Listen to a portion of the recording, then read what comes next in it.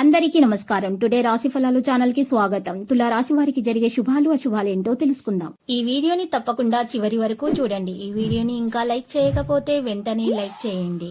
ప్రతిరోజు మీ రాశి ఫలాలు అందరికంటే ముందుగా తెలుసుకోవాలంటే క్రింద కనిపిస్తున్న రెడ్ కలర్ సబ్స్క్రైబ్ బటన్ ని క్లిక్ చేసి ప్రక్కనే ఉన్న బెల్ బటన్ ని యాక్టివ్ చేయండి. అలాగే ఈ వీడియోని తప్పకుండా మీ మిత్రులందరితో షేర్ చేయండి. ఈ రోజు ఒక స్త్రీ పాత కక్షలు పెట్టుకుని మీ మీద పగబట్టి మిమ్మల్ని ఆర్థికంగా నష్టపరచడానికి చెయ్యని ప్రయత్నాలు అంటూ ఉండవు. కానీ మీ మంచి మనసు వల్ల దేవుడు మీ మీద అన్ని ప్రయత్నాలను విఫలం చేస్తారు. మీరు ధనార్జన చేస్తారు. మీరు కూడా ఇలాంటి ఇంటి పనులలో మీరు చాలా పైసలు ఖర్చు చేస్తారు. ప్రియమైన వ్యక్తులకు సహాయం ఇస్తారు. మీకు అందరికీ సహాయం చేసే గుణం ఉంది. దానివల్ల మీ భార్య భర్తల మధ్య గొడవలే అవకాశాలు ఉన్నాయి. మరి జాగ్రత్తగా విషయాలను నిర్వహించుకోండి. ప్రత్యర్థులు మిమ్మల్ని వెనక్కి నెట్టాలని చూస్తున్నారు. ఏదైనా కొత్త పథకానికి సానుకూలమైన మంచి ఫలితాలను మీకు రాబోతున్నాయి. వృత్తిపరమైనటువంటి కార్యకలాపాలు అయితే అట్లా మారవు.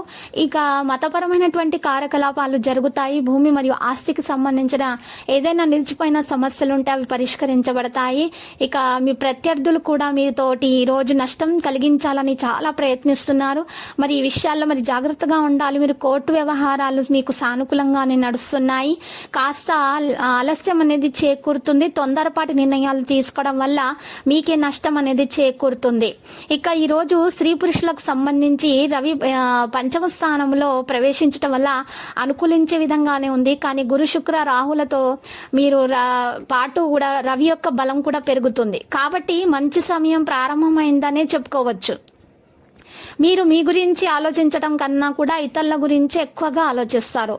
ఇది మీకు చాలా పాజిటివ్గా ఉంటుంది. దీనివల్ల మీకు పాజిటివ్ ఎనర్జీ అనేది చాలా ఎక్కువగా ఉంది. మీ వల్ల ఇతరులు చాలా సుఖపడతారు. మీ వల్ల లాభాలు చెందుతారు వారు.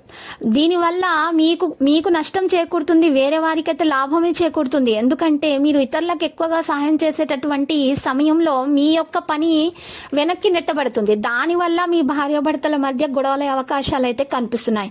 కాబట్టి మీరు ముఖ్యంగా మీ పని కూడా చూసుకోవాలి. ఇతరులకు కూడా సహాయం చేయాలి. కొంచెం మీరు మార్పు చేసుకోవాల్సి ఉంటుంది.